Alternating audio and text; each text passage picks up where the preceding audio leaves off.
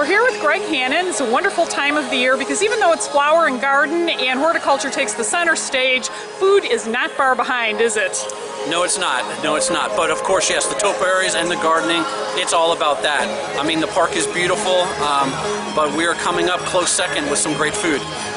Absolutely, and you have some wonderful looking samples here, so why don't you tease everybody's taste buds and tell us what they can expect when the festival kicks off? Certainly can. So, over here from La Isla Fresca, we've got a sugarcane shrimp skewer with a little bit of steamed rice and coconut lime sauce. That's one of our new items. And then we've got from Florida Fresh, we have carne asada with black bean cake and cilantro lime sour cream. We're really trying to expand that to really go, a little bit south of, of Orlando, so more South Florida. That sounds so good. And what have we got here? It looks like there's sweets too. There is. So in Bauermarkt, our farmers market, we have warm cheese strudel with mixed berries. So it's going to be just baked out there. I think that's going to be a winner for kids as well. And I see there's something for the adults right here. Yeah, so we have an Urban Farm Eats. We have a Urban Fairy cocktail. So some really unique flavors. A little garnish with some fresh cucumber that's grown right here in Epcot. Oh, that sounds refreshing for this hot weather we've been having. And speaking of Florida Fresh, we got some more, don't we? Yeah, so we have a traditional key lime tart with some toasted meringue, a little hidden butterfly in there to kind of spark off the Flower and Garden Festival. It's kind of sitting in a little garden. Oh, I love that. A garden of meringue. Yep, just a kind of nice little subtle tie into the butterfly garden. Exactly. And what have we got looking good over here? So it's coming back here from Bauermarkt. We have our currywurst with peppercut chips. It's a roasted bratwurst with curry ketchup and some spiced chips. So that's a returning item. That sounds so good. And the Caribbean we're taking a little trip to now, aren't we? Yes, we are. So we're in La Isla Fresca. So we have the Caribbean conch salad. It's like ground conch, really tasty. Has some lime and lemon in there, and then avocado, mango, and some shaved red onions. Oh, that sounds so good. And we are not done yet, are we? We are not. Oh, so smokehouse. Returning the smokehouse, we have the beef brisket burnt ends hash. I think that was our best seller. It has some warm white cheddar cheese fondue and some pickled jalapeno. So a little bit of zip there, but not too much. There's a little bit of zip, but it's not too much. That sounds good. Oh, and more sweets. More sweets. So the berry basket. It's a warm berry buckle. So it's filled with berries, a little bit of cake, and then what happens is once it rises, it basically buckles and caves in. And we put it with some pepperberry sorbet.